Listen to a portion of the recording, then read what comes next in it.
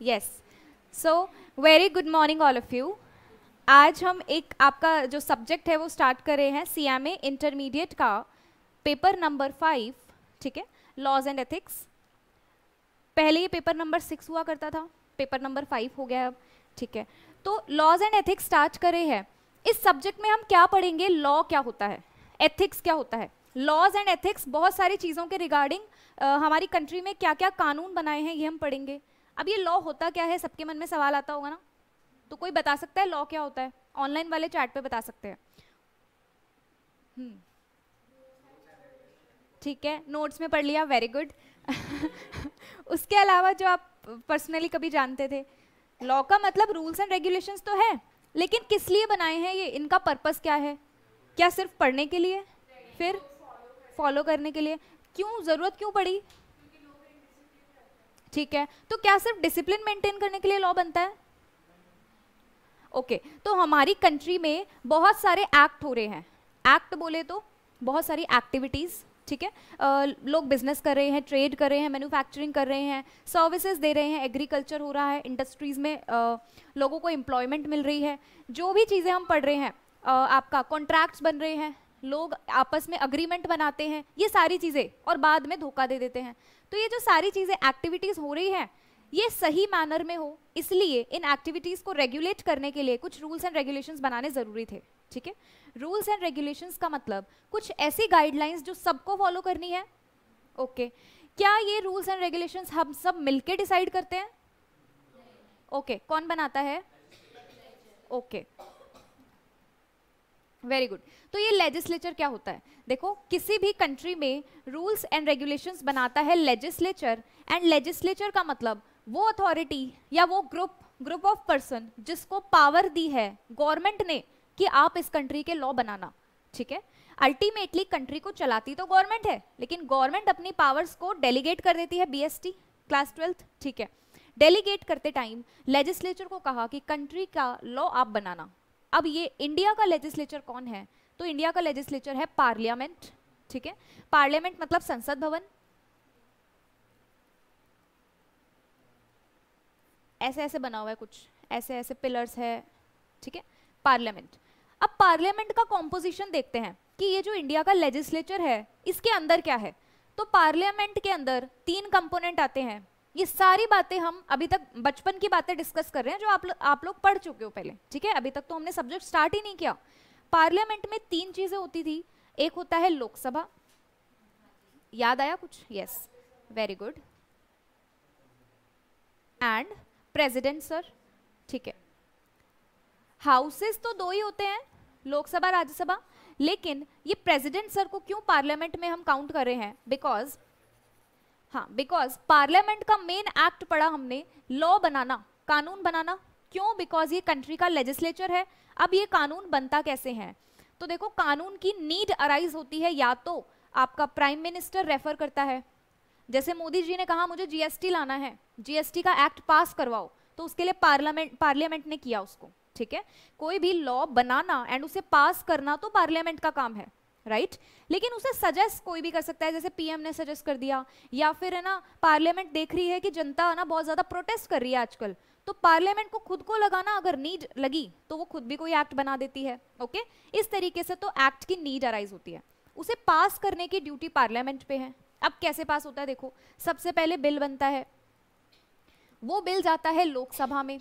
लोकसभा में कुछ मेंबर्स बैठे होते हैं, उस बिल के ऊपर चर्चा होती है, फिर अगर मंजूरी मिल गई फिर वो बिल जाता है राज्यसभा में। फिर राज्यसभा में ऐसे मेंबर्स बैठे हैं, उस पर चर्चा हो रही है, वहां से भी पास होकर फिर आखिरी में वो बिल जाता है प्रेसिडेंट सर के पास, एंड वहां पे उनके जब तक सिग्नेचर नहीं होंगे वो एक्ट पास नहीं होगा, ठीक है। अच्छा, जिस दिन उन्होंने सिग्नेचर कर दिए गाइस, और जिस दिन वो एक्ट पास हो गया, that is the year of enactment, right. इस ईयर ऑफ इन्फोर्समेंट अलग होता है। एक्ट का पास हो जाने का मतलब पार्लियामेंट से पास हो गया वो, ठीक है। एक्ट इन्फोर्स होने का मतलब आज से जनता को वो एक्ट मानना है। ये हम पढ़ चुके हैं पहले ही।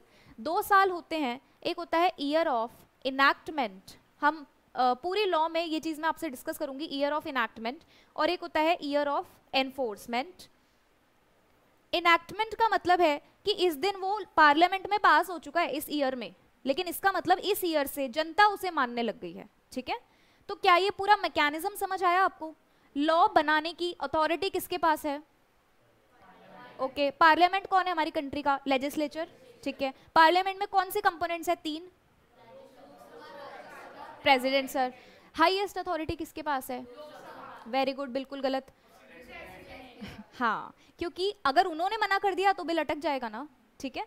ओके,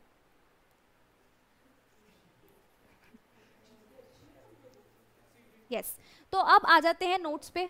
ये देखो नोट्स क्या कह रहे हैं, law is a set of rules and regulations, जो हम पहले ही पढ़ चुके हैं, जो एनफोर्सिएबल है। एनफोर्सिएबल का मतलब ये रूल्स एंड रेगुलेशन सबको मानने हैं, ठीक है।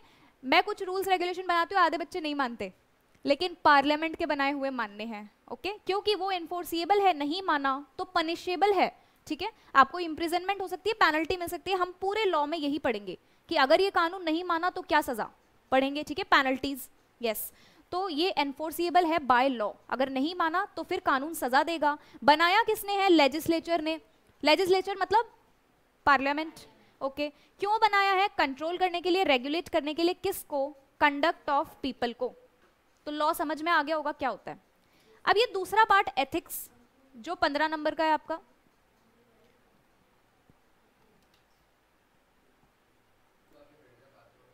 चलो, अब ये दूसरा पार्ट एथिक्स क्या है? क्या एथिक्स भी लॉ है? किसी को पता है क्या एथिक्स क्या है? 1 मिनट में डेफिनेशन हटा देती हूँ, कोई भी नोट्स में नहीं देखेगा। क्या? मन के विचार, ओके। एथिक्स एक कैरेक्टर है, ओके। मेरे मन में विचार आ रहा है क्या आधे बच्चों को मैं बाहर निकाल दूं क्लास से? क्या वो एथिक्स है? ओके, बताओ। ओके, तो देखो, वेरी गुड, ठीक है। मोरालिटी, नैतिकता, है ना। तो हम ये क्यों पढ़ रहे हैं? हम तो सीएमए बनने वाले हैं, तो ये विचार, मन के विचार क्यों पढ़ रहे हैं? ओके, देखो लॉ क्यों पढ़ रहे हैं हम? क्योंकि हमारी कंट्री में जो जो एक्ट होने वाला है किस अकॉर्डिंग होगा, वो सारे प्रोविजंस पढ़ना हमें जरूरी है। कंपनी बनाएंगे तो उसको क्या क्या फॉलो करना है, अगर हम किसी को एम्प्लॉयमेंट देंगे तो क्या फॉलो करना है, कॉन्ट्रैक्ट बनाएंगे, सबके रिगार्डिंग रूल्स रेगुलेशन पढ़ना जरूरी है। बिकॉज आप फाइनेंशियल प्रोफेशनल बनने वाले हो, आपको रूल्स पता होने चाहिए, राइट। लेकिन उन रूल्स को नैतिकता के साथ फॉलो करना है, मोरालिटी के साथ। किसी की बुराई नहीं करनी है। कोई डाउट? मन में कोई विचार? बोलो बोलो बोलो। ओके, तो उन रूल्स का, यानी ये लॉ के प्रोविजंस को हमें एथिक्स के साथ फॉलो करना है। इसलिए हमारे जो ICMAI है उसका मोटिव यही है कि 15 नंबर का एथिक्स डाला है, ताकि आप जब फाइनेंशियल प्रोफेशनल बन जाओ, फाइनेंशियल प्रोफेशनल बन जाओ, तो उसके बाद ये लॉज वगैरह आप लोग एथिक्स के साथ फॉलो करो। अब करते हो या नहीं वो आप पे है, ठीक है। ओके, तो एथिक्स में हम पढ़ेंगे विच इज ऑफ 15 मार्क्स आपके सिलेबस में। तो देखो एथिक्स क्या है, ये कुछ ऐसे प्रिंसिपल्स है, प्रिंसिपल्स यानी कुछ ऐसे जनरल रूल्स जो आपको फॉलो करने हैं बीइंग अ फाइनेंशियल प्रोफेशनल। आप सभी जब CMA बन जाओगे तो अपने काम करते टाइम कौन से रूल्स फॉलो करोगे आप? कि दूसरों को धोखा नहीं देना, फॉल्स इन्फॉर्मेशन नहीं करनी, किसी के साथ चीटिंग नहीं करनी, डिसीव नहीं करना किसी को, किसी पे कोअर्जन नहीं डालना, मतलब दबाव नहीं डालना उल्टा सीधा, ठीक है, अपनी पोजीशन का गलत फायदा नहीं उठाना। ये सारी बातें इसमें हम देखते हैं, ओके। अब आपके सिलेबस का स्ट्रक्चर, तो सब्जेक्ट स्टार्ट करने से पहले हम जान लेते हैं कि सबसे हाईएस्ट मार्क्स कॉर्पोरेट लॉ लेता है। ये सारी चीजें क्या हैं हम डिस्कस करते हैं। लॉ का मतलब तो आई होप सबको क्लियर हो गया होगा।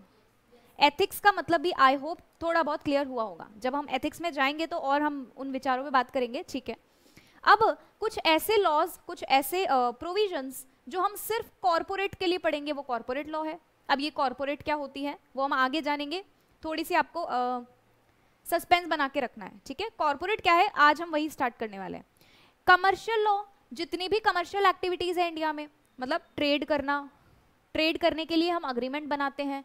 अग्रीमेंट का मतलब दो लोग मिलकर कुछ बातचीत कर रहे हैं, एक ने एक को वादा किया, दूसरे ने वादा तोड़ दिया, क्या वो उसे कोर्ट में ले जा सकता है, ठीक है। इस तरीके की चीजें जो हम ड्यूरिंग बिजनेस करते हैं। कमर्शियल का मतलब क्या होता है, बिजनेस से रिलेटेड ना, ट्रेड, कॉमर्स, इनसे रिलेटेड, ओके। इंडस्ट्रियल, इंडस्ट्रियल का मतलब इनपुट डाल के प्रोसेसिंग करके आउटपुट निकाल रहे हैं, यानी इंडस्ट्री है एक, जहां मैन्युफैक्चरिंग होती है, इंडस्ट्री से रिलेटेड सारे कानून इंडस्ट्रियल लॉ में पढ़ेंगे कि वहां काम करने वाले वर्कर्स के साथ कोई अन्याय ना हो, इंडस्ट्री में वर्कर्स का एक्सप्लॉयटेशन ना हो, सारी बातें यहाँ देखते हैं। और एथिक्स तो आपको पता ही है, एथिक्स इन सबको सपोर्ट करने के लिए पढ़ेंगे हम।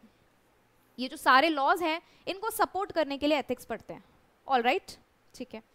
तो आज हम स्टार्ट करने वाले हैं आपका कॉर्पोरेट लॉ, और आप मार्क्स का स्ट्रक्चर देख के ही पता लगा सकते हो, सबसे इंपॉर्टेंट, वेरी वेरी इंपॉर्टेंट, ठीक है। तो चलो कॉर्पोरेट लॉ, इससे पहले हम बात कर लें स्टूडेंट्स कि कॉर्पोरेट क्या होता है। जनरली हमें लगता है कि इसका मतलब है कंपनी, ठीक है, बट एक कॉर्पोरेट बॉडी क्या होती है, मैंने पहले भी आप सबको आई थिंक कुछ डिस्कस किया था। यस, एक कॉर्पोरेट बॉडी वो एस्टैब्लिशमेंट होती है जो बिजनेस तो कर रही है लेकिन वो अपने सेपरेट एक्ट में रजिस्टर्ड है, ठीक है, that is a corporate body. याद रखना, कॉर्पोरेट बॉडी का मतलब कंपनी नहीं है हमेशा, इसका मतलब वो बॉडी, वो एस्टैब्लिशमेंट जो अपने सेपरेट एक्ट में रजिस्टर्ड है। तो क्या कंपनी भी एक कॉर्पोरेट बॉडी है? बिल्कुल है। अब ये कंपनी क्या होता है तो बचपन में तो पढ़ चुके हैं, पर भूल जाना कोई बात नहीं, बेसिक से स्टार्ट कर रहे हैं, ठीक है। कंपनी भी एक कॉर्पोरेट बॉडी है बिकॉज ये रजिस्टर्ड है कंपनीज एक्ट 2013 में। इससे पहले इस एक्ट का नाम था कंपनीज एक्ट 1956, नाम तो सुना होगा, ठीक है, यस। तो 1956 के बाद कुछ अमेंडमेंट्स आए और 2013 में वो अमेंडमेंट्स पार्लियामेंट में पास हो गए, तो नया एक्ट बन गया। पार्लियामेंट में कैसे पास हुए आप सबको पता है, लोकसभा राज्यसभा प्रेसिडेंट सर, ठीक है, यस। तो क्या कंपनी कॉर्पोरेट बॉडी है, हाँ और ना? ठीक है, आवाज ही नहीं आ रही, वो जगराते में नहीं आते, मैं बोलते आवाज नहीं आ रही है, हाँ, यस, चलो। तो yes, company is a corporate body. अब कॉर्पोरेट बॉडी से रिलेटेड हम लॉ यहाँ पढ़ेंगे और आपके सिलेबस में एक ही एक्ट है, कंपनीज एक्ट। कितने मजे की बात है कि 40 नंबर में सिर्फ एक ही एक्ट पढ़ना है, ठीक है। और अगर मैं बात करूं ऊपर, तो कमर्शियल लॉ में आपको contract act, sales of goods act, negotiable instrument act, partnership, LLP, 5 act पढ़ने हैं, ओके, 5 एक्ट, सिर्फ 5 एक्ट पढ़ने हैं। इंडस्ट्रियल लॉ में आपको ग्रेच्युटी, बोनस, वेजेस और पता नहीं क्या क्या 5-6 एक्ट इसमें भी पढ़ने हैं, ठीक है। और एथिक्स में तो सिर्फ रूल्स एंड रेगुलेशन है, उसमें कोई एक्ट नहीं होता। पर सबसे मजे की बात, 40 मार्क्स में सिर्फ एक एक्ट, कंपनीज एक्ट। अब और भी मजे की बात कि कंपनीज एक्ट में 14 चैप्टर है, ठीक है, बहुत ही छोटा एक्ट है, बहुत ही छोटा। चलो स्टार्ट करते हैं। तो देखो, कंपनीज एक्ट स्टार्ट करूं फाइनली, यानी हम रूल्स एंड रेगुलेशन स्टार्ट करें कंपनी के बारे में। हमने अभी तक एक ही बात पढ़ी है कि कंपनी एक कॉर्पोरेट बॉडी होती है, उसके अलावा कुछ भी याद मत रखना कंपनी क्या होती है। शुरुआत से शुरू कर रहे हैं, ठीक है, कुछ भी याद मत रखना, मतलब बचपन में जो बातें पढ़ी थी कंफ्यूज मत होना।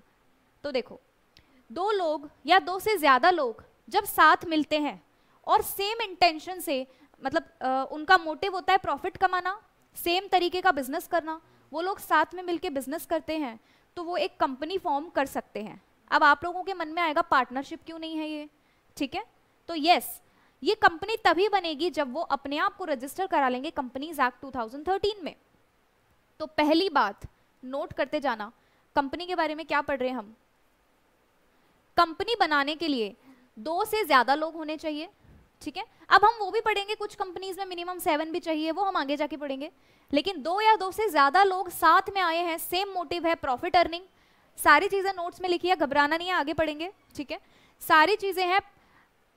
तो कंपनीज एक्ट में कोई ऐसे लोग, 2 या 2 से ज्यादा लोग जो साथ में आए हैं प्रॉफिट अर्न करने, ठीक है, सेम तरीके का बिजनेस करेंगे और सबसे इंपॉर्टेंट चीज अपने आप को रजिस्टर करा लेंगे कंपनीज एक्ट में, तब हम बोलेंगे उन्होंने एक कंपनी फॉर्म की है, ठीक है। इतनी बात समझ में आई।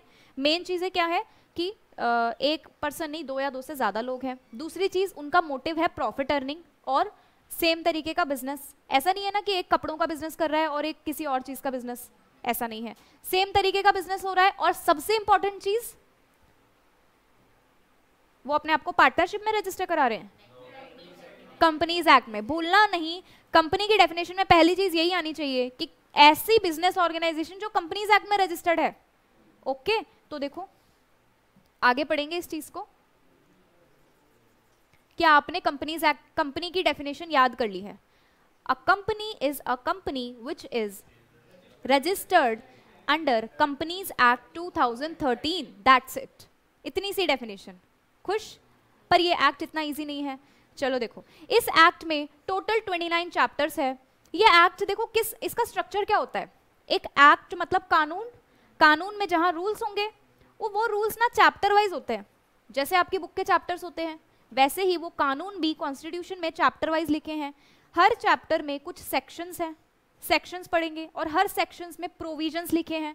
प्रोविजन मतलब बातें, और हर सेक्शन के सब सेक्शन भी हो सकते हैं। स्ट्रक्चर समझना, सबसे पहले आता है चैप्टर। हर चैप्टर का एक सेक्शन होता है। हर सेक्शन को अगर एक्सप्लेन करना है तो उसका सब सेक्शन भी हो सकता है। तो अगर मैं बोलूं चैप्टर 1 में एक्सप्लेन है सेक्शन नंबर 2, और उसके अंदर है सेक्शन नंबर 2 सब सेक्शन 1, तो समझ पा रहे हो आप? सबसे पहले है चैप्टर, फिर है सेक्शन, फिर है सब सेक्शन। और इसको कैसे पढ़ते हैं? क्लॉज। तो हम लॉ के सेक्शंस पढ़ना सीख रहे हैं। सबसे पहले तो सेक्शन 2 सब सेक्शन 1 अगर नंबर है तो, अगर अंदर अल्फाबेट डाल दिया तो सेक्शन 2 क्लॉज ए, ठीक है? अब ये क्लॉज सब सेक्शन से भी छोटा होता है।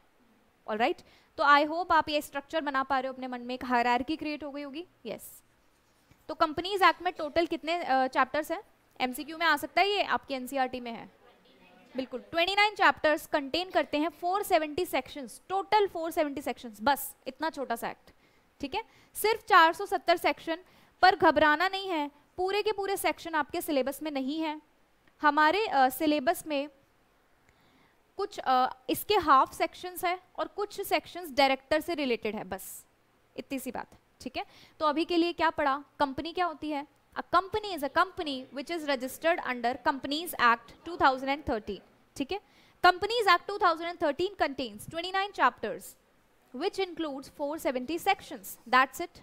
इतनी सी बात पढ़ी है अभी हमने, ठीक है? तो देखो अभी 16 मिनट में सिर्फ इतनी सी बात करी है। अब आगे देखो, बहुत ज्यादा इंटरेस्टिंग। कोई भी कानून बनाया क्यों जा रहा है स्टूडेंट्स? ये लॉ क्यों बना रहे हैं हम? Very good. रेगुलेट करने के लिए, कंट्रोल करने के लिए किसको? कंपनीज को। कंपनीज एक्ट की बात करें तो कंपनी को रेगुलेट करने के लिए। तो कंपनीज में ऐसा हो क्या रहा था जो रेगुलेशन की जरूरत पड़ी? तो आ जाओ, एक मैकेनिज्म पढ़ते हैं, बहुत ही इजी मैकेनिज्म। कंपनी में सिर्फ 3 लोग होते हैं। एक होती है कंपनी, ठीक है? एक होते हैं शेयर होल्डर्स, नाम तो सुना होगा। एक होते हैं डायरेक्टर्स। अब देखो, बहुत लोग, कंपनी का ओनर कौन होता है? Share holders, okay. तो फिर ये डायरेक्टर कौन है? बहुत लोगों को कंफ्यूजन होती है कि yes, directors are the owner में भी, क्योंकि वो सारा दिन कंपनी में रहते हैं। तो आज हम समझ ही लेते हैं एक्चुअल में होता क्या है कि शेयर होल्डर्स तो शेयर्स खरीदते हैं कंपनी का, ठीक है? शेयर्स खरीदते हैं मतलब बदले में पैसा देते हैं कंपनी को, यानी कैपिटल शेयर होल्डर्स लगा रहे हैं, ओके। जो कैपिटल लगाता है उसे हम ओनर मान लेते हैं, यस। तो शेयर होल्डर्स लगाते हैं दाम, राइट। लेकिन डायरेक्टर का काम है मैनेज करना। इतने सारे शेयर होल्डर मिलके कंपनी में आ जाएंगे, मैनेज करें तो भीड़ हो जाएगी ना, कंपनी को संभालेगा कौन? वो भीड़ को संभालना ही मुश्किल हो जाएगा, राइट। तो मैनेज करने का काम डायरेक्टर को दिया है। तो डायरेक्टर के पास मैनेजरियल एक्टिविटी, यानी ये करता है काम। लेकिन अल्टीमेटली जनता चर्चा किसकी करती है? कंपनी की। हम बोलते हैं ना ये वाली कंपनी कितनी टॉप पे जा रही है, क्या हम डायरेक्टर को बोलते हैं ऐसा है, शेयर होल्डर को? नहीं। तो नाम होता है कंपनी का, ओके। तो ये मैकेनिज्म कंपनीज एक्ट में हमेशा याद रखना कि दाम किसी और का होता है, नाम किसी और का होता है और काम किसी और का होता है, ठीक है? यस, दाम लगाते हैं share holders, very easy, learn करने में इजी है। दाम लगाते हैं शेयर होल्डर, काम करते हैं डायरेक्टर्स, एंड नाम होता है अल्टीमेट कंपनी का। बस इतना याद रखना तो आपको सारी चीजें क्लियर रहेगी। खांस लिए क्या? खांस लो एक बार, सारे खांस लो, फिर स्टार्ट। चलो ठीक, यस। अब देखो क्या होता था, एक कंपनी होती है, यस, कंपनी का क्या होता है? नाम, जिसे हम गुडविल कहते हैं, ओके। काम कौन करता है? Directors, very good. आवाज तेज आनी चाहिए ताकि हमें भी मजा आए और आपको भी मजा आए, है ना? सब एकदम इंटरेक्शन होनी चाहिए बढ़िया वाली, सब याद हो जाएगा क्लास में। तो काम होता है डायरेक्टर्स का, नाम होता है कंपनी का, एंड दाम कौन लगाता है? Share holders. अरे वाह, वेरी गुड, ठीक है। खुशी देख रहे हो आप मेरे फेस की? यस, ठीक है। तो देखो कंपनी में ऐसा क्या हुआ था, शेयर होल्डर्स बेचारे पैसा तो लेके आ गए, लेकिन काम करने की सारी रिस्पॉन्सिबिलिटी डायरेक्टर की है ना। तो डायरेक्टर गड़बड़ भी तो कर सकता है, कौन देखने आएगा? कंपनी तो बेचारी अभी क्या है, कुछ देखती सुनती नहीं है, एक इंटेंजिबल चीज है, और शेयर होल्डर्स कंपनी में आते नहीं है, तो ये डायरेक्टर गलत फायदा उठा के काम करते हैं, क्योंकि अल्टीमेटली नाम किसका खराब होगा, कंपनी का ना। यस, तो ये डायरेक्टर गलत काम भी तो कर सकता है। उन गलत काम को ये देखो रोकने के लिए डायरेक्टर का काम होता है कंपनी में कॉर्पोरेट गवर्नेंस करना। कॉर्पोरेट गवर्नेंस मतलब कंपनी में प्रोविजंस फुलफिल हो रहे हैं या नहीं, कंपनी को मैनेज करना, सिंपल लैंग्वेज में बोले तो मैनेज करना। तो देखो मैनेज करने का काम इंप्रूव करने के लिए ये एक्ट बना है, ताकि डायरेक्टर कोई गड़बड़ ना करे। ओके, ताकि कंपनी में जो भी रेगुलेशंस या रूल बने हुए हैं उसको सिंप्लीफाई कर दें। ठीक है, डायरेक्टर को समझ आ जाए कि उसको क्या करना है, शेयर होल्डर को समझ आ जाए कि उसकी पावर क्या है, और कंपनी तो खैर कोई पर्सन है ही नहीं। ठीक है, नेक्स्ट चीज, शेयर होल्डर होते हैं जो पैसा लगाते हैं। इसमें दो तरीके के शेयर होल्डर होते हैं, एक होते हैं मेजॉरिटी, एक होते हैं माइनॉरिटी। मेजॉरिटी माइनॉरिटी क्या होता है, माइनॉरिटी का मतलब कुछ ऐसे शेयर होल्डर जिनके पास बहुत कम शेयर्स है कंपनी के। मान लो इस कंपनी के पास टोटल 2000 शेयर्स है, मानना है सिर्फ, ठीक है, उन 2000 में से सिर्फ 1500 शेयर्स यहाँ पे हैं। 1500 ज्यादा हो गए ना, मान लो 500 यहाँ पे हैं एंड 1500 यहाँ पे हैं। ठीक है, तो ये हो गया मेजॉरिटी का ग्रुप। अब जिसके पास ज्यादा पावर होती है वो हवा में तो उड़ते ही है ना। ठीक है, तो मेजॉरिटी वाले क्या करने लग गए, सप्रेस करने लग गए माइनॉरिटी को। वो कहने लग गए ज्यादा पैसा हमने लगाया है, ठीक है, तो ये कंपनी के ओनर हम हैं, वो ओनर की तरह बिहेव करने लग गए। माइनॉरिटी वाले शेयर होल्डर्स को सप्रेस करने लग गए, दबाने लग गए, उन पर दबाव डालने लग गए। तो ये तो गलत है ना। ठीक है, कंपनीज एक्ट इसलिए भी बना है ताकि माइनॉरिटी इन्वेस्टर्स का इंटरेस्ट यहाँ पे सेफगार्ड किया जाए। तो इसके ऑब्जेक्टिव समझ गए आप, डायरेक्टर गलत फायदा ना उठाए अपनी जिम्मेदारियों का। ओके, प्रोविजंस को सिंप्लीफाई करने के लिए बना है और माइनॉरिटी इन्वेस्टर्स के इंटरेस्ट को बचाने के लिए बना है। ठीक है, तो ये एक्ट इसलिए बना था मेनली। इस एक्ट में हम सारी चीजें पढ़ेंगे कि डायरेक्टर अगर कोई गड़बड़ कर दे तो उसको क्या जुर्माना है, डायरेक्टर की पावर क्या क्या है, अपनी पावर से बाहर जाके वो कोई काम नहीं करेगा। तो अभी के लिए सिर्फ मैकेनिज्म याद रखना, दाम, नाम एंड काम वाला। ठीक है, ओके। अच्छा, एक डाउट मेरे मन में आया है कि एक्ट बनाता कौन है? यस, हमारे देश में लेजिस्लेचर मतलब पार्लियामेंट। तो अगर कोई एक्ट मतलब मान लो गवर्नमेंट को लगता है अब ये एक्ट नहीं रहना चाहिए, तो उसको खत्म कौन करता है एक्ट को? पार्लियामेंट। Very good. अगर कोई पर्सन कुछ बना सकता है तो उसे खत्म करना भी उसके हाथ में है। रोबोट मूवी देखी है सबने? चिट्टी को बनाया था डॉक्टर ने, उसको खराब भी उसी ने लास्ट में किया ना। तो ऐसे ही होता है, अगर देश में लॉ बनाया पार्लियामेंट ने तो उसे रेपुडिएट भी पार्लियामेंट ही करेगा, और अगर उसमें कुछ चेंजेस लाने हैं तो वो भी पार्लियामेंट, यानी तीनों वो जो लोकसभा, राज्यसभा एंड प्रेसिडेंट, वही वाला मैकेनिज्म। ठीक है, यस। तो फाइनली कंपनीज एक्ट का इंट्रो आपने ले लिया, जिसमें हम पढ़ेंगे कंपनीज के बारे में। कंपनीज एक्ट के ऑब्जेक्टिव्स क्या थे, कितने सेक्शंस है, कितने चैप्टर है, सारा पढ़ लिया। अब हम स्टार्ट कर देते हैं अपना सिलेबस, अभी तक तो हम बातें कर रहे थे सिर्फ। तो कंपनीज एक्ट में आप लोग पढ़ोगे टोटल 14 चैप्टर्स। ठीक है, चैप्टर वाइज डिस्ट्रीब्यूट किया है, डरना नहीं है, बहुत छोटे छोटे चैप्टर्स है, इतना मान लो। हाँ, यस, चैप्टर्स का वो एक ब्लूप्रिंट चाहिए आपको? ठीक है, मैं बता दूंगी। ओके, तो इसमें से सबसे ज्यादा मोस्ट इंपॉर्टेंट होता है एक तो डायरेक्टर्स, मीटिंग्स, यस, कहाँ गया मीटिंग्स, ये रहा मीटिंग्स। एक ना यहाँ पे फॉर्मेशन इनकॉर्पोरेशन के भी बहुत सारे क्वेश्चंस देखने को मिलते हैं, पर director, meeting is are the most important chapters. But क्योंकि हमारा इंस्टीट्यूट सबसे अलग है, सबसे अलग मतलब हम ऑनलाइन भी देते हैं, ऑफलाइन भी देते हैं एग्जाम्स, है ना, सबसे अलग इंस्टीट्यूट है, तो उसका मन किया तो वो चेंज भी कर सकता है, इस पर रिलाई मत करना। ऑनलाइन एग्जामिनेशन में डायरेक्टर मीटिंग के बहुत कम क्वेश्चंस आने की वजह से स्टूडेंट परेशान भी हुए हैं, तो पढ़ना तो पूरा एक्ट ही है आपको। ओके, ऐसा पहले होता था ऑनलाइन से पहले कि डायरेक्टर मीटिंग के बहुत सारे क्वेश्चंस आते थे। ठीक है, तो अब कुछ भी हो सकता है। Yes, okay. तो कंटेंट में पहले हम पढ़ेंगे कंपनी क्या होती है, कंपनी के फीचर्स क्या होते हैं। तो हम स्टार्ट कर लेते हैं। यस, कंपनी क्या होती है सब पढ़ ही चुके हैं। ठीक है, हम हमेशा हर एक एक्ट का सेक्शन 1 क्या बताता है स्टूडेंट्स? सोर्स। अरे वाह, बस बंद कर रही हूँ मैं इसके बाद। हाँ, टाइटल, टाइटल मतलब शॉर्ट टाइटल, कि ये देखो हमेशा किसी भी एक्ट का सेक्शन 1, स्टूडेंट्स सेक्शन के ऊपर भी कुछ होता है क्या? चैप्टर्स, हर चैप्टर के अंदर सेक्शंस होते हैं। तो सेक्शन 1 बताता है शॉर्ट टाइटल, शॉर्ट टाइटल मतलब किस नाम से ये एक्ट जाना जाता है, बताओ तो हूँ क्या, कंपनीज एक्ट 2013, ठीक है, yes, short title companies act 2013। क्या इंडियन कंपनीज एक्ट बोलते हैं इसको, कंपनीज एक्ट, ठीक है, यस। उसके बाद एक और चीज, कमेंसमेंट, ये एक्ट कब कमेंस हुआ, 2013 में, ठीक है। उसके बाद एक्सटेंट की एक्ट कहाँ कहाँ एप्लीकेबल है, to the whole of India including the state of Jammu and Kashmir, right, okay. ये तो हो गया सेक्शन 1। हर एक एक्ट का सेक्शन नंबर 2 क्या बताता है, वेरी गुड, एक्सीलेंट। डेफिनेशंस, तो सेक्शन 2 का एक डेफिनेशन आप लोग पहले ही पढ़ चुके हो, देखो कितने मजे की बात। सेक्शन 2 सबसेक्शन 20 कहता है a company means a company incorporated under this act, पढ़ चुके हैं ना, a company which is registered in the companies act 2013, यही तो बोल रहा है वो। अब ये नया वर्ड क्या है, इनकॉर्पोरेटेड, तो इसका मतलब होता है रजिस्टर्ड, ओके। तो हम कंपनीज एक्ट में रजिस्टर्ड वर्ड यूज नहीं करेंगे, इनकॉर्पोरेटेड वर्ड यूज करेंगे, बिकॉज ये इनकॉर्पोरेशन के अंदर बहुत सारी चीजें हैं, सिर्फ रजिस्ट्रेशन नहीं है, बहुत सारे काम है जो हम पढ़ेंगे आगे, ओके, यस।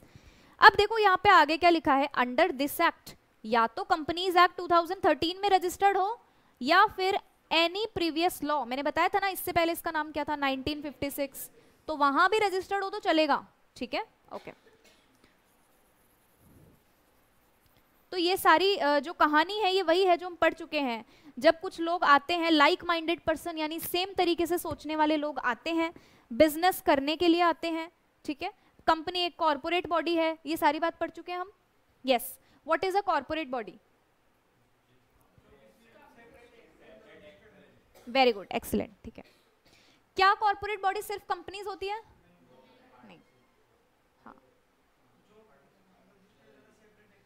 यस। पार्टनरशिप में रजिस्ट्रेशन मैंडेटरी है क्या, कॉर्पोरेट बॉडी में रजिस्ट्रेशन मैंडेटरी है, ठीक है, ठीक है।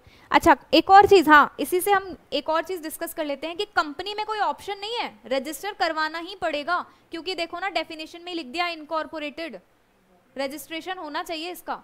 पार्टनरशिप में आपके पास ऑप्शन होता है, देखो पार्टनरशिप एक्ट हमने पढ़ा नहीं है, मैं बचपन की जो आपकी यादें हैं क्लास 11 12 की उसके बेसिस पे कह रही हूँ कि पार्टनरशिप में रजिस्ट्रेशन मैंडेटरी नहीं होता, ऑप्शनल होता है, बट कंपनीज में ऐसा नहीं है, ओके।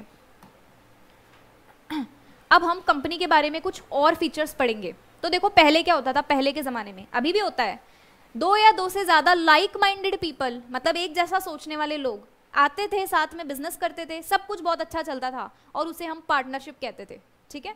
फिर एक दिन क्या हुआ, दोनों के बीच में डिस्प्यूट हो गया कि पार्टनरशिप में अगर लॉस हो जाए तो पैसा कौन देगा, ठीक है। तो दोनों ही हाथ खड़ा कर देते थे, कोई भी सिक्योरिटी नहीं थी, दोनों पार्टनर्स हाथ खड़ा कर देते थे, क्योंकि लाइबिलिटी वाज अनलिमिटेड, ठीक है। उनके पर्सनल एसेट्स को बेचना पड़ जाता था, ओके। 2 लोगों के पास इतना दिमाग नहीं था कि वो ज्यादा बड़ा बिजनेस रन कर पाए, कैपेसिटी होती है ना कुछ, तो 2 लोग मिलके इतना ज्यादा बड़ा बिजनेस रन नहीं कर पाते थे, कैपिटल लाना भी मुश्किल हो जाता था उनके लिए, ठीक है। तो उन्हें लगा कि काश हमारे यहाँ बहुत सारे पार्टनर्स होते, काश हमारी लाइबिलिटी लिमिटेड होती, काश कुछ ऐसी चीजें होती। तो ये काश कंपनी बन के आया, ठीक है। पार्टनरशिप की लिमिटेशंस को किसने खत्म किया, कंपनी ने। यस, ये सब आप बिजनेस स्टडीज में बचपन में पढ़ चुके हो, ओके। तो कंपनी के कुछ फीचर्स यहीं से निकल के आए कि कंपनी में सबसे पहली बात, कैपिटल बहुत बड़ी लगती है, बहुत बड़े अमाउंट में कैपिटल होती है। तो इतना बड़ा अमाउंट का कैपिटल एक पर्सन अकेला लेके आ सकता है क्या, करोड़ों में कैपिटल, इसलिए इस कैपिटल के छोटे छोटे टुकड़े किए गए, बहुत छोटे minute parts which is known as share, ठीक है। तो शेयर क्या होते हैं, small units of capital, it is nothing but small units of capital of a company, जो हर एक शेयर होल्डर परचेज करता है, इसीलिए हर एक शेयर होल्डर को ओनर बोला है, यस। तो कैपिटल शेयर्स में बढ़ती है और वो शेयर्स ट्रांसफरेबल होते हैं। ट्रांसफरेबल का मतलब मिस्टर ए ने एमएनसी, एक कंपनी का नाम है एमएनसी लिमिटेड, ठीक है। मिस्टर ए ने एमएनसी लिमिटेड के शेयर्स खरीदे, क्या वो शेयर होल्डर बन गया, यस। इसका मतलब वो ओनर बन गया, काम किसी और का, नाम किसी और का, दाम किसी और का, वो दाम वाली कैटेगरी में आ गया, ठीक है। तो क्या वो अपने शेयर्स को किसी और के नाम पे कर सकता है क्या, कर सकता है, ठीक है। लेकिन अब हम आगे जाके पढ़ेंगे कि कंपनी भी 2 तरीके की होती है, प्राइवेट पब्लिक। तो कहाँ कहाँ वो ट्रांसफर नहीं कर सकता, कहाँ कर सकता है, generally shares are transferable, okay. तो ये एक सहूलियत हो गई ना कि अगर किसी पर्सन को शेयर होल्डर की पद से, पोजीशन से हटना है तो अपने शेयर्स ट्रांसफर कर दो ना, कोई दिक्कत ही नहीं है, ठीक है। यस, तो पहला फीचर आप पढ़ चुके हो, ट्रांसफरेबिलिटी ऑफ शेयर्स, ठीक है। शेयर्स आर फ्रीली ट्रांसफरेबल, ये फीचर्स है यानी इसकी कुछ कैरेक्टरिस्टिक्स। ओके, अब बीएसटी किसको अच्छी लगती थी बचपन में, ठीक है। तो बीएसटी में ना कंपनी की ऐसी कोई डेफिनेशन थी, company is an artificial person created by law having separate legal entity, है ना, and perpetual succession and a common seal, ऐसा कुछ था, ठीक है। मेरी भी बीएसटी मुझे भी पसंद थी इसलिए याद है, ठीक है। तो देखो कंपनी के उस डेफिनेशन में सारे फीचर्स आ गए, किसी ने नोट किया, company is an artificial person, person तो है पर आर्टिफिशियल है, इसका मतलब लॉ ने बनाया है, ठीक है। तो पहली चीज कंपनी को बनाया है लॉ, लॉ ने, तो पहला फीचर हो गया क्रिएटेड बाय लॉ। लॉ ने कैसे बनाया गाइस, एक्ट पास करके, ओके। तो कंपनी भी एक पर्सन है, उसका भी एक एग्जिस्टेंस है। हम बोलते हैं ना रिलायंस इंडस्ट्रीज डूब गई, तो हम ऐसा क्यों नहीं बोल रहे मुकेश अंबानी डूब गया, हम रिलायंस इंडस्ट्री का नाम क्यों ले रहे हैं, बिकॉज नाम उसका होता है, ठीक है। कंपनी का नाम हो रहा है, इसका मतलब उसकी कुछ एग्जिस्टेंस है, यस। तो कंपनी एक आर्टिफिशियल पर्सन है जो ना तो दिखती है ना सुनाई देती है, फील होती है, सिर्फ इनटेंजिबल है, ठीक है। आर्टिफिशियल मतलब रियल नहीं है, भगवान जी ने नहीं बनाया है, लॉ ने बनाया है। आप और मैं जैसे हम लोग रियल इंडिविजुअल्स हैं, हमें भगवान जी ने बनाया, इसे लॉ ने बनाया, ठीक है। तो कंपनी को खत्म भी कौन कर सकता है, लॉ, जो बनाता है वही बिगाड़ता है। लॉ कंपनी को वैसे तो खत्म नहीं कर सकता, सिर्फ वाइंडिंग अप से कर सकता है। यानी दूसरे फीचर पे आ रहे हैं हम, पहला फीचर क्लियर होना चाहिए, company is an artificial person. Artificial person का मतलब क्रिएटेड बाय लॉ, लॉ का मतलब ओके, अरे कौन से लॉ ने बनाया, कौन से एक्ट ने बनाया, कंपनीज एक्ट, पास किसने किया है, पार्लियामेंट, इसीलिए ये आर्टिफिशियल पर्सन है। दूसरा रीजन ये क्योंकि ये दिखती भी नहीं है, सुनाई भी नहीं देती, इंटेंजिबल है। दो रीजन लिखने हैं आपको, आंसर पॉइंट्स में लिखने हैं लॉ में, तो मैं पॉइंट्स बता रही हूँ आपको, ठीक है। आप नोट्स में मेंशन भी कर सकते हो, यस। सेकेंड चीज, कंपनी बन गई, सब कुछ बहुत अच्छे से हो गया, रजिस्टर भी हो गए हम, ठीक है। अब कंपनी चल रही है, कंपनी में अभी के लिए सिर्फ 100 शेयर होल्डर्स है, 2 डायरेक्टर है, ठीक है। मान लो 100 शेयर होल्डर, 2 डायरेक्टर, सब मर गए, एक बहुत बड़ा कुछ कैलेमिटी आ गई थी, सबकी डेथ हो गई, तो कंपनी बंद हो जाएगी क्या, नहीं होगी।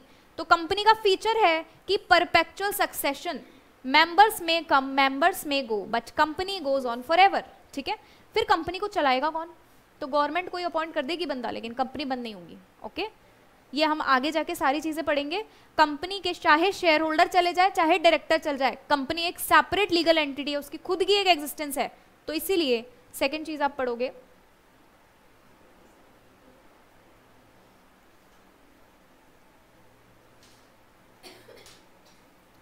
Perpetual succession. तो यहीं से 2 चीजें निकल के आ गई, सक्सेशन, परपेचुअल सक्सेशन मतलब लाइफ टाइम चलती रहेगी चलती रहेगी। तो क्या कभी बंद नहीं होती कोई कंपनी, सुना है ना आपने, ये कंपनी बंद हो गई, फिर वो क्या होता है, that is winding up. Law ने जानबूझ के बंद किया है, लेकिन किसी मेंबर के जाने से वो बंद नहीं होगी, ओके। आप चाहो तो वाइंडिंग अप करा लो लॉ के प्रोविजंस के साथ, ये चीज क्लियर है क्या। क्या कंपनी हम जानबूझ के बंद कर सकते हैं, यस और नो। हम अगर शेयर होल्डर डायरेक्टर चाहे तो मिलके कंपनी बंद कर सकते हैं क्या, वाइंडिंग अप तो करते हैं ना, ठीक है। लेकिन उनके जाने से कंपनी बंद हो जाएगी अपने आप, नहीं होगी। ये डिफरेंस समझ के रखना, बहुत बड़ी गलतफहमी होती है कि परपेचुअल सक्सेशन है, कंपनी कभी बंद नहीं हो सकती है वाइंडिंग अप, ठीक है। वाइंडिंग अप करा लो, ओके। वाइंडिंग अप कराने के लिए यस तो क्या बात कर रहे थे हम, परपेचुअल सक्सेशन। आवाज आपकी क्या होती है, एक बार बढ़ती है फिर कम हो जाती है, टाइम ग्राफ होता था ना, ऐसे ऐसे ऐसे ऐसे होती है आपकी आवाज। चलो, परपेचुअल सक्सेशन का मतलब कंपनी हमेशा चलती रहेगी irrespective of number of share holders या मेंबर्स या डायरेक्टर्स जो भी है, ठीक है। लेकिन अगर मेंबर्स और डायरेक्टर्स चाहे तो कंपनी को बंद कर सकते हैं वाइंडिंग अप के प्रोविजन से। हाँ, सो जाओ, वाइंडिंग अप के प्रोविजन से, ठीक है। कंपनी इनकॉर्पोरेट कैसे हुई थी, I mean, किसने कराया था, लॉ ने, कंपनीज एक्ट ने, तो उसको वाइंडिंग अप भी कौन कराएगा, कंपनीज एक्ट, ठीक है। तो अभी तक की बातों में कोई भी डाउट है क्या, तो मेरे डाउट्स आ रहे हैं कुछ, ओके। ऑनलाइन भी किसी को कुछ भी पूछना है,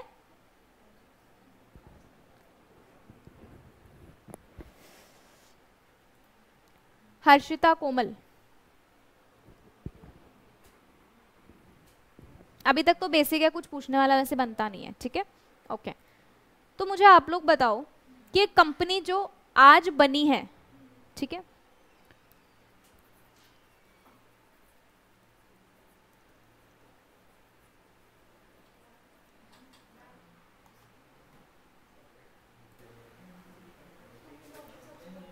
हाँ, तो क्या क्या फीचर्स हमने कंपनी के डिस्कस किए?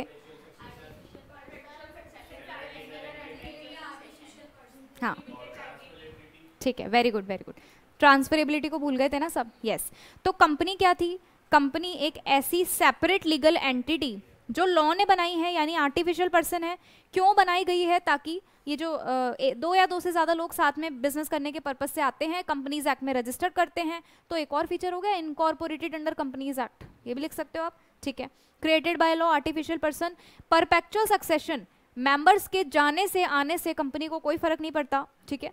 पर अगर मेंबर्स, ये मेंबर्स वर्ड क्यों यूज कर रही हूं मैं, शेयर होल्डर क्यों नहीं बोल रही, इसके पीछे भी एक राज है, ठीक है। हम धीरे धीरे सारे राज खोलेंगे, यस। तो शेयर होल्डर या मेंबर या डायरेक्टर चाहे तो मिलके, आगे क्या प्रोविजन है सब पढ़ेंगे, मिलके कंपनी को खत्म कर सकते हैं, यानी वाइंड अप कर सकते हैं, ठीक है, ओके। हमने पढ़ा था पार्टनरशिप में लाइबिलिटी अनलिमिटेड होती है, लेकिन कंपनी में हर एक शेयर होल्डर की लाइबिलिटी लिमिटेड होती है।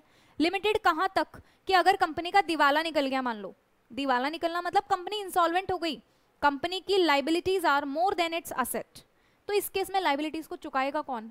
शेयर होल्डर से पैसा वहीं तक मांगा जाएगा जहां तक उसके शेयर्स का पैसा अनपेड है। इसका क्या मतलब? देखो, कंफ्यूज नहीं होंगे बिल्कुल भी, बिकॉज हल्का सा भी डाउट आया और आपने इग्नोर किया तो क्या हो जाएगा फिर? ठीक है, साथ में साइंस भी पढ़ते जाते हैं हम, yes, देखो।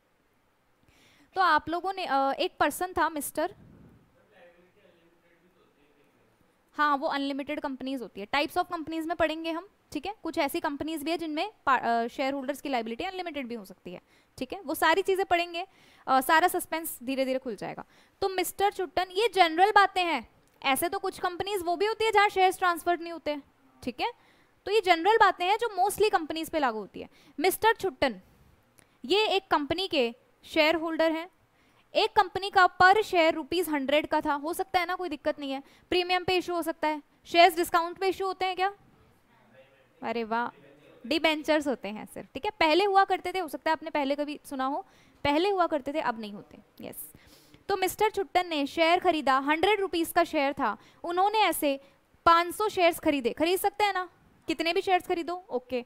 तो कितना अमाउंट पे करना था? टोटल 50,000। आपने सुना है अरियर पेमेंट भी होती है, अरियर मतलब पे करना बाकी है ना, तो शेयर होल्डर मिस्टर चुट्टन भी ऐसे ही हैं, इनको तो बस बहाना चाहिए अरियर्स बनाने का, ठीक है। तो इन्होंने 500 शेयर्स के ₹100 नहीं, सिर्फ ₹50 पे करे हैं, पार्टली पेड अप शेयर्स, ये भी सुना है। तो ₹50 पे करना अभी बाकी है, तो 50,000 में से आधा अमाउंट पे किया, 25,000, समझ आ रहा है ना, यस। तो 25,000 बाकी है, ओके, अभी इसे बाकी ही रहने देना। अब धीरे धीरे कंपनी इंसॉल्वेंट होने लगी, इंसॉल्वेंट मतलब liabilities are more than assets, तो कंपनी मिस्टर चुट्टन से कुछ पैसा मांग सकती है क्या? यस, जितना उसने पे नहीं किया, ठीक है, अनपेड, तो देखो ये रहा unpaid value of his shares, सिर्फ इतना ही मांग सकते हो आप, उससे ज्यादा एक पैसा भी नहीं देगा वो, ठीक है, ओके। कुछ शेयर होल्डर्स ऐसे भी होते हैं स्टूडेंट्स, जिन्होंने कंपनी के बनते टाइम गारंटी दी थी कि अगर कंपनी वाइंड अप हुई ना तो मैं इतना पैसा लगाऊंगा। वो गारंटी की बात कहाँ लिखी है? उसके मेमोरेंडम ऑफ एसोसिएशन या आर्टिकल ऑफ एसोसिएशन में, आगे सब पढ़ेंगे क्या होता है, कंपनी के डॉक्यूमेंट्स में लिखी है वो बात, तो वो मुकर नहीं सकता। तो यस, कंपनी के शेयर होल्डर्स की लाइबिलिटी अनलिमिटेड होती है क्या? लिमिटेड होती है। आवाज ही नहीं आ रही, सिर्फ मेरी आवाज आ रही है। लिमिटेड कहां तक होती है? अनपेड शेयर या कुछ ऐसे शेयर होल्डर जिन्होंने गारंटी दी है, तो up to the amount they have guaranteed, okay. तो ये दो चीजें हो गई। परपेचुअल सक्सेशन पढ़ चुके हो। अब ये देखो, कंपनी की सेपरेट एग्जिस्टेंस है, तो कंपनी एक पर्सन ही है हमारी तरह, बस दिखती नहीं है और सुनाई नहीं देती, यही फर्क है। तो वो हमारी तरह साइन भी करती होगी ना, साइन करने के लिए हाथ चाहिए, पर उसके हाथ पैर दोनों ही नहीं है। यस, कॉमन सील, तो कंपनी कॉमन सील खुद लगाती है क्या? उसके बिहाफ पे कौन लगाता है? Yes, director. कितने डायरेक्टर होने चाहिए? अरे वाह, लड़ाई हो गई यहाँ पे। ये देखो, ये देखो, now common seal is made at option of the company. पहले हर डॉक्यूमेंट पे कॉमन सील लगाने जरूरी थी, लेकिन आजकल कुछ इंपॉर्टेंट डॉक्यूमेंट्स पे ही जरूरी है, बाकी ऑप्शनल है। ये लगाएगा कौन? तो ये देखो 2 डायरेक्टर्स, अगर 2 डायरेक्टर नहीं है कंपनी में, सिर्फ एक ही है, तो एक डायरेक्टर और एक सीएस को ले लेना। तो सीएस की एक आपको पावर पता लग गई, कंपनी सेक्रेटरी। कोई पर्सन सीएस कर रहा हो तो बता देना उसको, ठीक है। यस।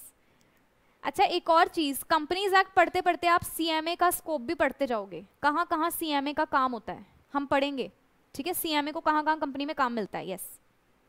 तो कॉमन सील क्या होती है? सिग्नेचर ऑफ कंपनी, यानी एक स्टैंप होती है जो अटेस्ट की जाती है डॉक्यूमेंट्स पे। सारे डॉक्यूमेंट्स पे की जाती है क्या? कुछ पे की जाती है। पहले था मैंडेटरी, कौन करता है? How many directors? 2। Normal provision, Mentos life में 1 डायरेक्टर 1 सीएस। यस, ठीक है।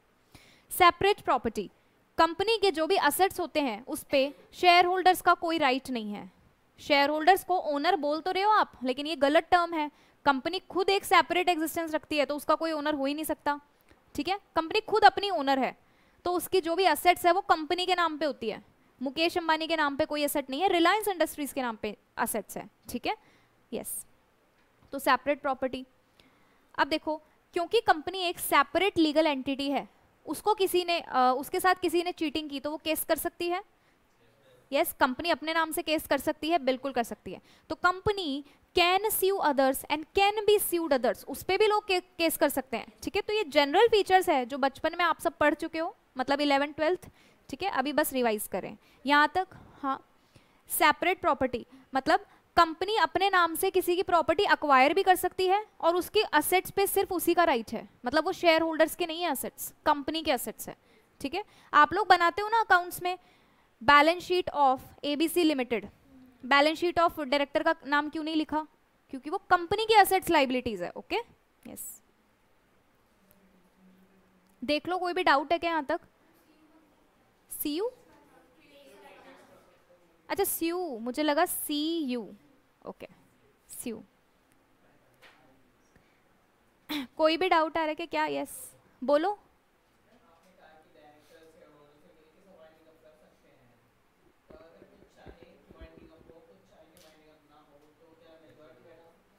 मेजॉरिटी नहीं, हम आगे जाके वाइंडिंग अप वाले प्रोविजन में पढ़ेंगे। वाइंडिंग अप का सीएमए फाइनल में है, ठीक है, उसमें सारी चीजें पढ़ेंगे कि उन लोगों को वो सुना है आपने ट्रिब्यूनल, एनसीएलटी है ना, उसका भी रोल होता है उसमें। एनसीएलटी अगर चाहे, national company law tribunal, company का भगवान, ओके। कंपनी को पहले तो संभालता है कंपनीज एक्ट, अगर किसी ने रूल्स तोड़े तो नेशनल कंपनी लॉ ट्रिब्यूनल होता है जो उसको सजा देता है। अगर उसने बोल दिया ना कि इसको वाइंड अप कर दो, तो भाई डायरेक्टर और मेंबर कुछ नहीं कर सकते, वो वाइंड अप हो जाएगा, बिकॉज वो भगवान है, ठीक है। क्या क्या बोल रहे हो? ट्रिब्यूनल एक अथॉरिटी होती है जिसको पावर्स दी है, हायर पावर्स, हायर अथॉरिटी। जैसे कोर्ट होता है ना, कोर्ट का डिसीजन हमें मानना पड़ता है, वैसे ही ट्रिब्यूनल।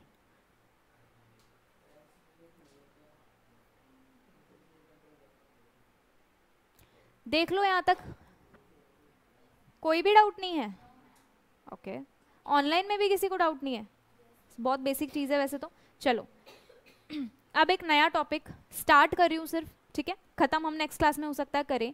यस, कंपनी में काम कौन करता है? आवाज़ आनी चाहिए जल्दी से। डायरेक्टर्स। और दाम कौन लगाता है? Share holder. तो ऐसा भी तो हो सकता है वो काम करने वाले डायरेक्टर शेयर होल्डर का पैसा बर्बाद करते रहे, यानी पैसा तो शेयर होल्डर लगा रहा है, वो गलत तरीके से काम करते रहे, क्योंकि अल्टीमेटली नाम तो कंपनी का खराब हो रहा है।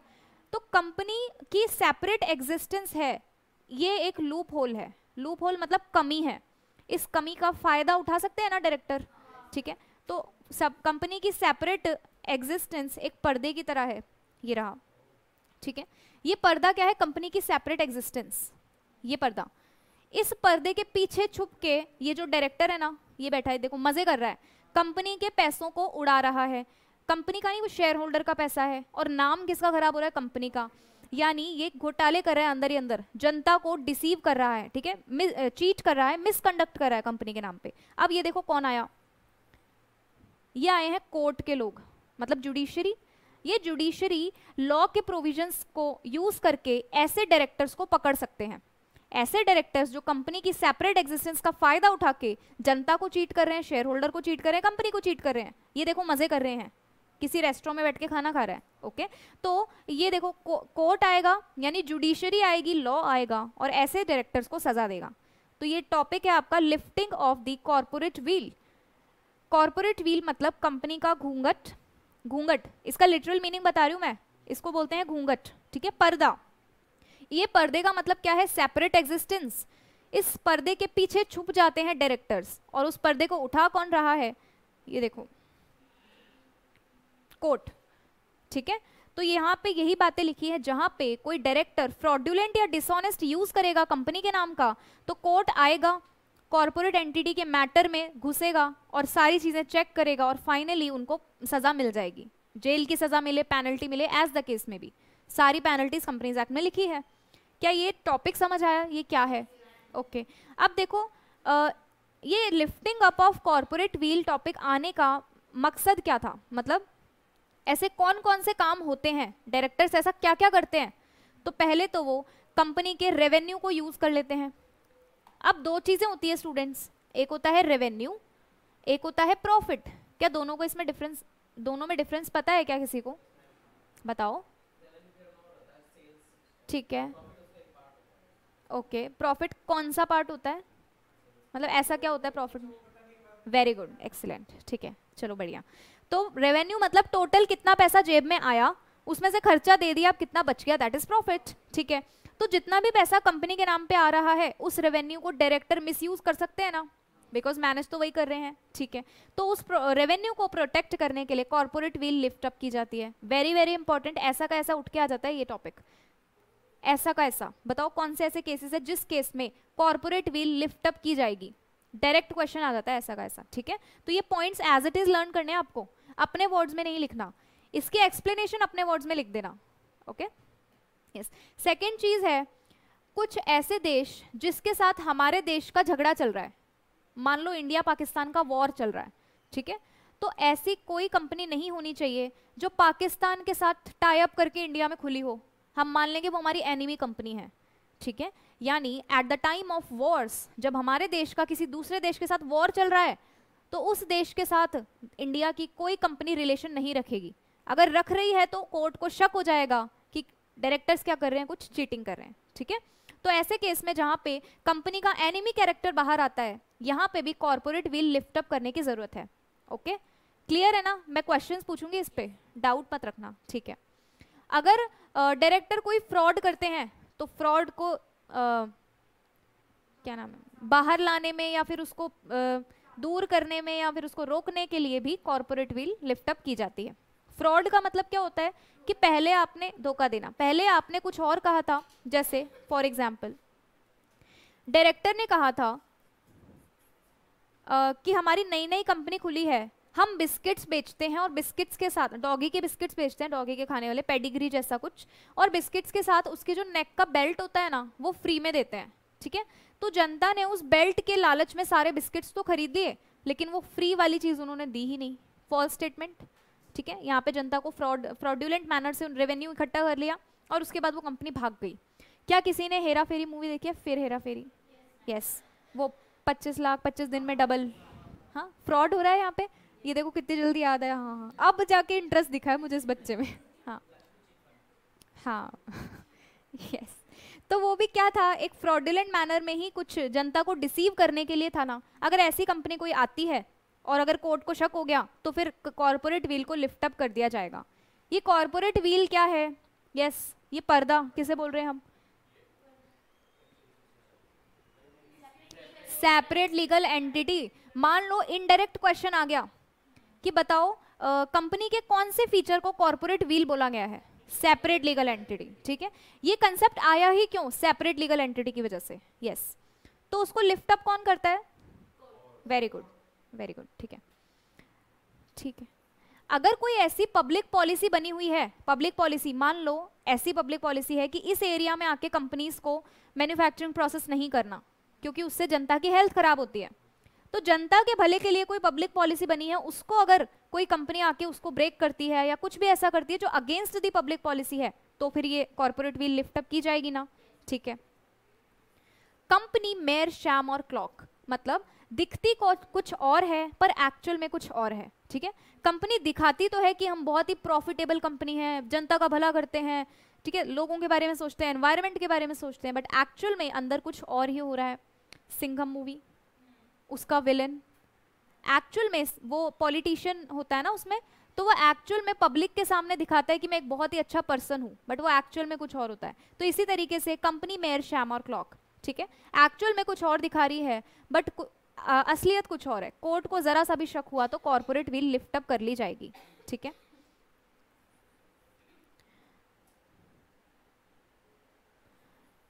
वेलफेयर लेजिस्लेशन क्या होता है? लेजिस्लेशन का मतलब कोई रूल्स, कोई ऐसे रूल्स जो कंपनी के कंपनी नहीं सॉरी सोसाइटी के वेलफेयर के लिए बने थे। जैसे मान लो वो शांति निहार आमला कुछ ऐड आता था ना, उसका 1% जाता है बच्चों की शिक्षा के लिए, वो क्या कर रहे हैं वो क्या कर रहे हैं, सोसाइटी का बेनिफिट कर रहे हैं ना। तो CSR सुना है आपने? CSR अकाउंट्स में कभी CSR एक्टिविटीज, मतलब आप लोग पढ़ोगे अकाउंटेंसी में या फिर ऑडिट में, कभी भी कहीं पे भी पढ़ोगे या फाइनल में भी आप लोग सुनोगे, लॉ में भी है कि कंपनीज की रिस्पॉन्सिबिलिटी होती है सोसाइटी के लिए कुछ रेवेन्यू खर्च करना, ठीक है। यस हाँ, नहीं नहीं वो तो GST सम कंपनसेशन से ऐसा है, वो तो अलग है। अरे नहीं नहीं कोई बात नहीं कोई बात नहीं, इट्स ओके, भूल जाओ मैंने कुछ कहा था। बस कंपनी की रिस्पॉन्सिबिलिटी होती है कि सोसाइटी के लिए कुछ पोर्शन खर्च करे। हर कंपनी की नहीं होती, आप लोग उसमें पढ़ोगे, हाँ PGPP में पढ़ोगे शायद, CSR एक्सपेंसेस का डिडक्शन मिलता है या नहीं मिलता, ऐसा कुछ पढ़ोगे, ठीक है। चलो कोई बात नहीं, भूल जाते हैं, ठीक है। तो कंपनीज की रिस्पॉन्सिबिलिटी है सोसाइटी के लिए कुछ करना, यानी उसकी ऑब्लिगेशन है। कहाँ लिखा है? एक्ट में, हायर स्टैंडर्ड्स में, मतलब फाइनल में पढ़ोगे आप लोग, ठीक है। तो एक्ट में लिखा है, लेकिन अगर कंपनी उस ऑब्लिगेशन को फुलफिल ही नहीं करती, ठीक है, कंपनी CSR एक्टिविटीज ही नहीं करती, वो निहार शांति आमला 1 रुपये इकट्ठा तो करता है लेकिन शिक्षा में नहीं लगा रहा, ठीक है, तो कॉर्पोरेट व्हील को लिफ्ट अप किया जाएगा।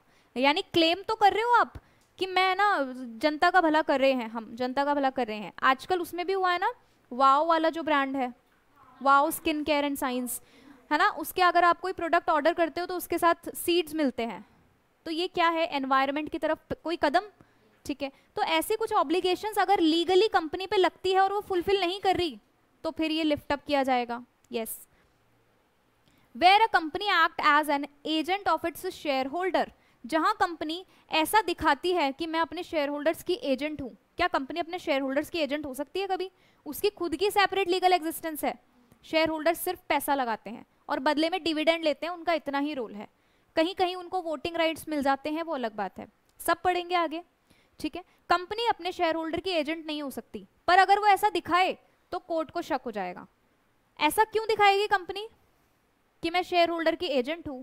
जैसे मान लो डायरेक्टर्स है A एंड B, ठीक है, इन्होंने कोई गड़बड़ कर दी और बाद में इन्होंने कहा हम तो शेयर होल्डर्स के एजेंट है, जैसा शेयर होल्डर्स ने कहा हमने वैसा किया, ठीक है। तो इन्होंने क्या किया, कंपनी पे इल्जाम लगा दिया ना, शेयर होल्डर पे लगा दिया। तो ऐसे केस में जहां पे शेयर होल्डर और कंपनी जो है शेयर होल्डर की एजेंट की तरह काम करना दिखा रही है, ऐसे केस में भी कुछ गड़बड़ है और कॉर्पोरेट व्हील लिफ्ट अप कर दी जाएगी।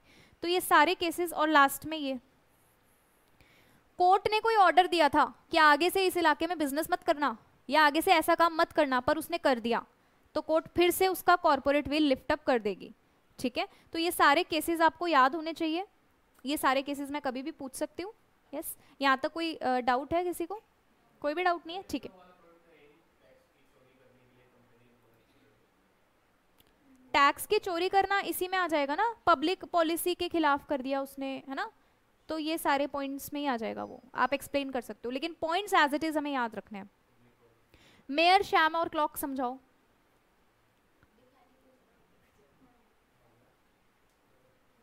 ये रहा, पढ़ लो पढ़ लो। जयकांत शिकरे एग्जाम में नहीं लिख के आना, ठीक है। यस, मेयर शैम और क्लॉक समझाना था। हाँ मैम अकाउंट्स की क्लास नहीं आएगी क्या? अकाउंट्स की आप सर से पूछो, और एक बार रिकॉर्डिंग के बीच में मत बोलो, रिकॉर्डिंग चल रही है ना लॉ की। हाँ समझाओ।